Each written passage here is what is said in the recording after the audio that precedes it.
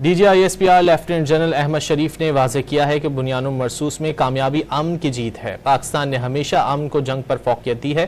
पाकिस्तान खित्ते में net regional stabiliser का किरदार अदा करता रहेगा। DGISPR लेफ्टिनेंट जनरल अहमद शरीफ की सैलानी ID प्रोग्राम कराची के तलबा के साथ खुसूसी नशिस्त हुई। तलबा की जानिब से DGISPR का पुरजोश इस्तकबाल किया गया।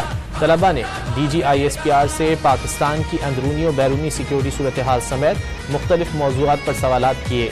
DGISPR ने कहा कि तलबा ने मालूमात की जंग में पाकिस्तान के हरावल दस्ते के किरदार अदा किया है। पाकिस्तान की अफवाज मुनज़्ज़म और पेशा वराना अफवाज हैं जो आइन के तहत और रियासती अहकाम के मुताबिक अपने फ़राइज़ बखूबी सरअंजाम दे रही हैं।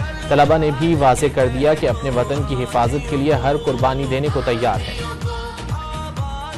जो है वो हमारे साथ मौजूद थे, जिन्होंने हमें बहुत अच्छे तरीके से हमारे डाउट्स और हमारे सवालात को क्लियर किया कि किस तरीके से ये फितरतुल खवारिज जो है और किस तरीके से हिंदुस्तान ने पहलगाम का फॉल्स फ्लैग ऑपरेशन शो करवाकर किस तरीके से पाकिस्तान पर हमला करने की कोशिश की। डाउट्स हमारे क्लियर किए, खासतौर पे बलूचिस्तान को उन्होंने बहुत डीपली बताया। मतलब हमें जो बताया जाता है वो मसला यही बताया जाता है कि हम बलूचिस्तान में जा ही नहीं सकते क्योंकि उनके हुकूक मारे गए हैं। तो बेसिकली वो बहुत डिटेल में और बहुत न्यूज के साथ और जो है हिस्ट्री के साथ उन्होंने क्लियर किया। रिसेंटली पाकिस्तान इंडिया वॉर में देखा कि हमने उनके लेटेस्ट एयरक्राफ्ट को गिराया, तो ये तमाम तक टेक्नोलॉजीज अल्हम्दुलिल्लाह पाकिस्तान आर्मी के पास है।